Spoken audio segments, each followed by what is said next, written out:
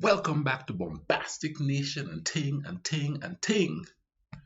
I'm the Mr. Giant, and I got some more vibe for you. All right, we continue with the Napoleon series and Ting. You know what I mean? This one is called Napoleon's Great Blunder, Spain, 1808. A blunder. I guess in every little vibe, you know what I mean. You're gonna have a couple of blunders. I mean, every hero is blundered, I guess, at some point, and I guess he was a hero to his people because of all the conquests that he racked up. Uh, Also, check this out. Go follow me on Instagram. I'm gonna start posting more on Instagram, little daily, just words and thing. You know what I mean? Little posts and stuff like that. The link is in the description. Uh, Go ahead and follow me on Instagram. You know what I mean? Let's get to know each other. We could talk about stuff. You know what I mean? And thing. You could put the pictures of where you're from that I could see, and I could put the pictures of where I am, so you could see it, thing and thing. So let's do that. Let's get to know each other. All right. Now, I ain't gonna hold you all up. This one is about 19 minutes, so I'm gonna get right into it. Let's YouTube and simmer. Big History TV History March collaboration, supported by our sponsor, Osprey Publishing. In the autumn of 1807, French Emperor Napoleon Bonaparte dominated Europe. He had humbled Austria and Prussia, and sealed an alliance with Russia. Of the major powers, only Britain still defied him, safe from invasion thanks to its powerful navy. Napoleon had ordered all territory controlled by France or its allies That to took some stop energy. trading with Britain. Still a little So-called woozy. Continental System, or blockade, designed to wreck Britain's economy and force its government to make peace. But neutral Portugal had continued to trade with its historic ally Britain. So Napoleon sent an army under General Junot to occupy the country and force it into line. The invasion was supported by France's ally, Spain, though privately Napoleon held Spain's rulers in contempt. The Bourbon royal family was decadent and corrupt. The king and crown prince loathed Fernando. each other, while the country was effectively run by Chief Minister Manuel Godoy, the Queen's lover. What? Spain. Scandal in other place. I wonder if those tabloids. I wonder if they had tabloid newspapers and stuff back then. Telling the story of the decadence and the debauchery that goes on in the royal family. Like all those rags we see at the grocery store, where they say this person is getting divorced and that person is getting divorced. I wonder if they did that back then. Because you would think back then it would be kind of scary. Don't talk about the queen or the king or anybody like that. They might punish you back then, where they can't really do that now. And let's continue. Just wondering. I like to draw parallels between then and now. I don't think we change very much, because God knows we don't learn from history. We keep making the same mistakes over and over. Napoleon concluded was backwards, militarily weak and incompetently governed, and he devised a plan to seize control of the country.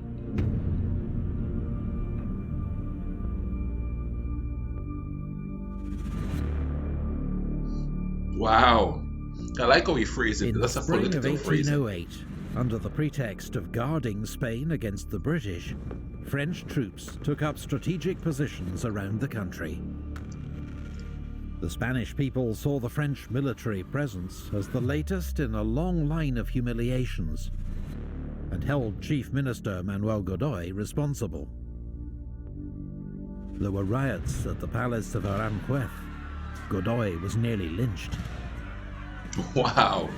Napoleon invited the Spanish royal family and Godoy. The Europeans back then, they didn't joke, but they get mad.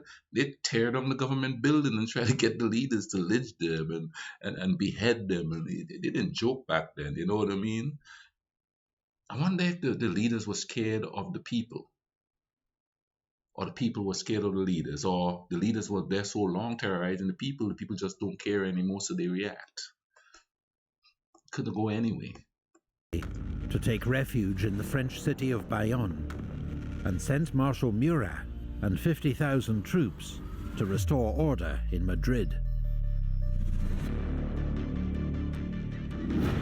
But on the 2nd of May 1808, the people of Madrid rose up against Murat's soldiers. It became known as the 2 de Mayo uprising, immortalized by the artist Francisco Goya. Oh yeah. This scene shows Mamelukes of Napoleon's imperial guard attacked by the citizens of Madrid. 100 soldiers were killed. The French responded ruthlessly, shooting down dozens in the streets and executing more than 100 by firing squad. See, you can't do that kind of stuff anymore because there's going to be international outcry, you know. People still do it, but, you know, they're going to hear about it, you know. People don't do that as much as they used. It still happen, but they're able to cover it up a little bit better. You know what I mean? And they have to, because now we're in the age of technology where stuff just happen one day. Let's say it happened in Africa. Boom, we already know about it here. You know what I mean? Of course, if we're paying attention, because these days everybody seems to be wrapped up in their own thing, you know? Meanwhile, in Bayonne, Napoleon forced King Carlos to abdicate and bestowed the title King of Spain on his own brother, Joseph.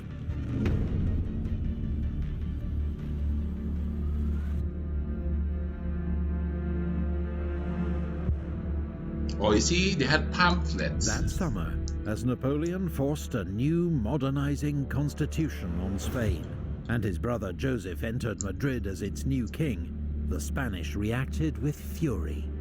The French weren't just arrogant foreigners trampling on their national honor. They were godless atheists who, during the French Revolution, had rejected the Pope and Catholic Church. Napoleon, priests warned the peasants, was the very Antichrist himself. Revolts erupted. It's funny because back in the day, it seems they use a lot of biblical imagery. He was the Antichrist. You see, you don't hear that now. Like leaders are likened to dictators. You know, like I think the last 3 presidents of this country was called Hitler.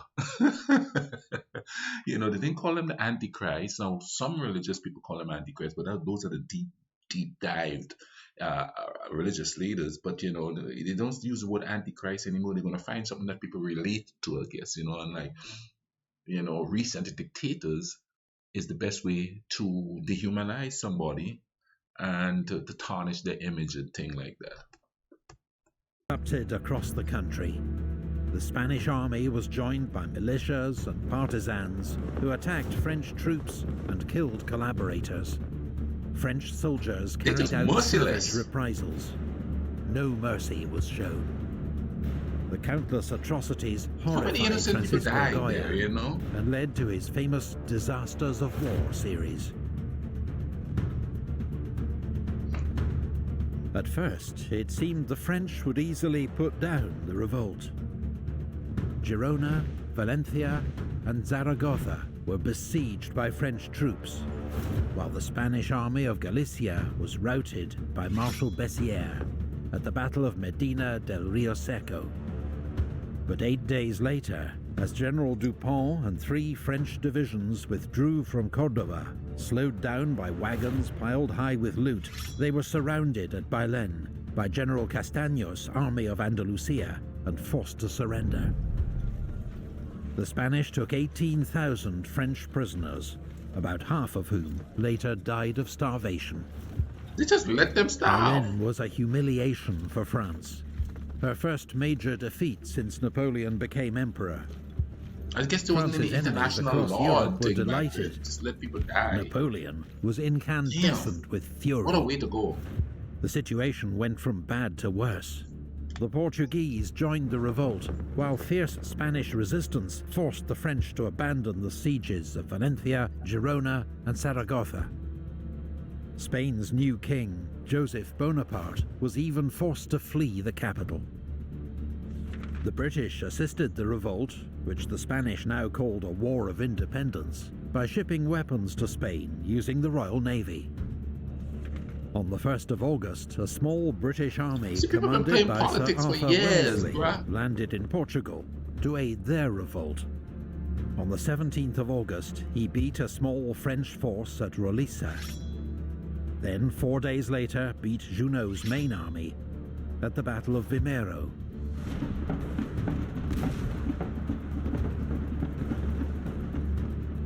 But Wellesley's newly arrived superior, Sir Hugh Dalrymple, then agreed to repatriate Junot and his army to France, with all their arms and plunder, using British ships.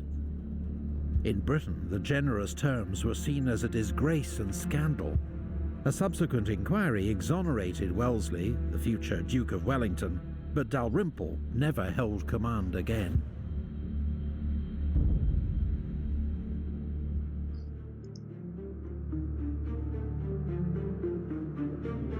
Oh, he's saying because he's not on the battlefield. Napoleon decided the only way to sort out the situation in Spain was to go there himself. He assembled 130,000 reinforcements, including many of his best troops, and on the 7th of November, led a second invasion of Spain. Most Spanish troops were inexperienced, were often badly equipped and led, and their armies had no coherent strategy. They were no match for the Grande Armée, which burst across the Ebro River and inflicted heavy defeats on the Spanish at Burgos and Tudela. At Tudela, Marshal Lannes' Third Corps avenged the defeat at Bailén by smashing the army of General Castaños, sending it fleeing in 2 directions. Napoleon pushed on rapidly. North of Madrid, 8,000 Spanish held the mountain pass at Somosierra. Napoleon, impatient to break through to the capital, ordered forward the Polish Light Horse of the Guard. In an attack of almost suicidal bravery, they charged the Spanish guns head-on and enabled the French to take the pass. 4 days later, after Napoleon threatened to obliterate the city, Madrid opened its gates to his army. He just walked right through there. Unaware of the disaster engulfing Spanish forces, a 20,000-strong British army, commanded by Sir John Moore, had just arrived in Salamanca after a 300-mile march from Lisbon, with another smaller force en route from Coruña. The British army was inexperienced, but in contrast to most Spanish forces, it was well trained, organized, and led. As news reached Moore of the Spanish collapse, he nevertheless planned to divert French forces by attacking Marshal Soult's isolated Second Corps and threatening Napoleon's communications to Burgos and France. At Sagun on the 21st of December, the British 15th Hussars advanced overnight through winter frost and made a dawn attack on a French cavalry brigade, routing it in one great charge. Wow. But as Moore prepared a full-scale attack on Soult's corps, he received news that Napoleon was advancing rapidly towards him with his main army from Madrid. I'm pursuing the English. Sword to the kidneys, man. My man is going for the kill. While 2 French corps under Marshal Lannes began a second bloody siege of Zaragoza, Napoleon saw a chance to get to grips with the British at last. Intending to trap Moore between his own forces and Soult's Second Corps, he force-marched his troops over the icy Guadarrama Pass in the midst of a blizzard. Moore, facing odds of more than 2 to 1, immediately ordered a retreat, planning to march 250 miles to the coast, where his army could be evacuated by the Royal Navy. For both sides, the race to the sea was an exhausting slog through mountains, mud, and bitter cold. I mean, one side is coming for the kill and the other side is just fell running. By the wayside as British discipline collapsed, leading to looting and drunkenness, except among the rear guard, which fought several skillful delaying actions and kept the French at bay. Soldiers of Britain's elite 95th Rifles were prominent in these skirmishes. This specialised light infantry regiment wore green uniforms for better concealment and were one of the few units on any side armed with rifles. Unlike the standard smoothbore musket, rifles had spiral grooves in the barrel that spun the bullet as it was fired, making them slower to load, but much more accurate. In one legendary incident during Moore's retreat at Cacabelos, Rifleman Tom Plunkett picked out and shot dead a French general at 400 yards, some say further. Thanks to the skill of the rearguard and the desperate pace of the retreat, the British kept one step ahead of the French. On New Year's Eve, Napoleon received grave news from Paris. Rumours of plots, and Austria mobilizing once more for war. Man, that, you know, the emperor... It'll be that like that and trying to conquer the world, you know. So everybody's going to be coming at you. It's like you're the best basketball player in the world, you know. Everybody's going to come at you to prove a point. So he could be one place and, you know, insurrection happens in another. And he thinks that he has to be on the battlefield for them to win. So, you know, he can't be in several places at once. So stuff's going to fall apart at some point, somewhere, you know, even in his own country. Immediately left for France, taking many of his best troops with him, and entrusted Marshal Soult and Second Corps with finishing off the British. The pursuit continued, but on the 11th of January 1809, Moore's ragged army reached Corunna. For Sir John Moore's exhausted army, the Spanish port meant supplies, rest, and the prospect of rescue. But few ships were there to meet them on the 11th. Fortunately, the British had been able to blow up bridges behind them to delay Marshal Soult's advance. And 3 days later, on the 14th of January, the naval transports arrived, allowing Moore to begin embarking his cavalry and artillery. But the very next day, Soult's army appeared on the hills south of Corunna, taking up positions on the heights of Peñasquito. Now they got to turn around and fight. He sighted his main battery of cannon. Half of Moore's army deployed in a defensive line 2 miles south of the city, with 2 divisions held back to protect his right flank. Both armies were roughly 16,000 strong. The French had 4 regiments of dragoons, while the British cavalry was already aboard ship. But the broken terrain of walls, hedges, and olive trees made it a battlefield ill-suited to cavalry. Soult's plan was to attack the British right flank and trap Moore's army against the sea. Around 2 p.m, the French artillery opened fire. Then Mermet's infantry division advanced, supported by La Houssaye's dragoons on his left. Dragoons. Moore had been unsure if Soult would attack, and had just ordered Paget's division to begin embarkation. Now he hurriedly cancelled that order, ordering Paget instead to bring up his men to reinforce his open flank, and Fraser's division to take up position on the heights of Santa Margarita. They gotta fight, man.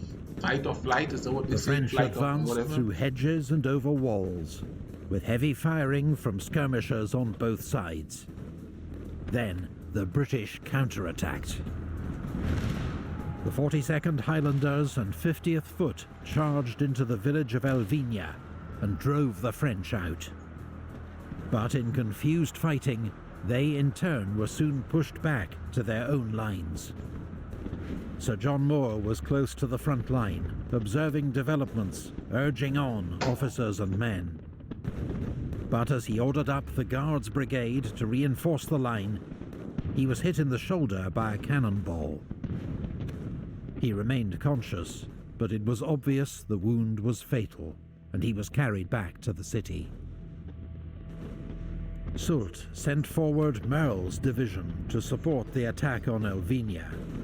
Scottish General Sir John Hope had taken over command of the British army from the dying Moore, and he ordered forward 2 battalions of infantry to meet the French attack. Paget's division, led by skirmishers of the 95th Rifles, arrived to shore up the British right flank. The terrain was so bad for horses that French dragoons chose to dismount and fight on foot, but were slowly pushed back by the British. Paget's advance threatened the flank of Mermet's attack on Elvina, and he too was forced to withdraw, while an attack on the right by Delaborde's infantry secured a foothold in the village of Piedralonga, but got bogged down in heavy skirmishing. Around 6 p.m., you have to retreat to when the British are banging, boy. Firing died out across the battlefield. News that the British line had held reached Moore shortly before he died in Coruña, around 8 p.m. That night, the British lit campfires and posted sentries, then silently withdrew to Coruña to begin embarkation. The next morning, the French found the enemy positions abandoned, but they were slow to take advantage. It wasn't until noon that they were able to bring up 6 cannon and get them into position overlooking the Bay of Coruña. The British had almost completed their evacuation by the time the French guns opened fire. In a hurried departure, a few British transports ran aground, and 2 were set on fire, but overall, losses were light. A small Spanish garrison held Coruña, waiting until the British fleet had escaped to sea before surrendering. Wow, man, you fight, let them get out, and then you surrender. Can you imagine the atrocities they probably had to put up with because they fought with the British? Crazy. I hope the people of England will be satisfied. I hope my country will do me justice. Last words of Sir John. Whether Moore's retreat to Coruña was a British disaster or miraculous escape is still debated. And did he abandon Spain in its hour of need, or draw off Napoleon's main force, buying time for others?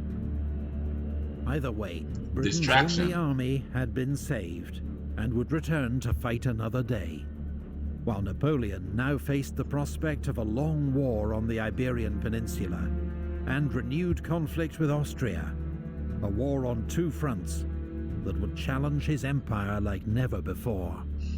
Man. Napoleon had blundered in Spain, but it was years before the scale of his mistake was evident. Then he would say, "I embarked pretty badly on this affair, I admit it. Wow, the immorality showed too obviously.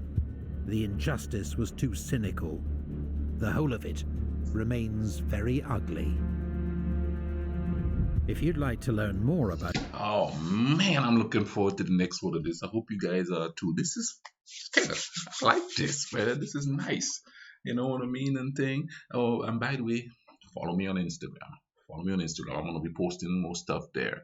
I do Facebook now, but I'm starting to go over to Instagram a little bit, But link in the description. Link in the description for this video, so you could go check out this channel, man. This channel has got all kinds of historical stuff there, and I know a lot of you guys watching this know that already. But for those of you who doesn't, this channel has got some good stuff, so go check it out, man. I'm enjoying this series here. Looking forward to the next one. All right, listen, take care of each other out there, okay? Cool runnings.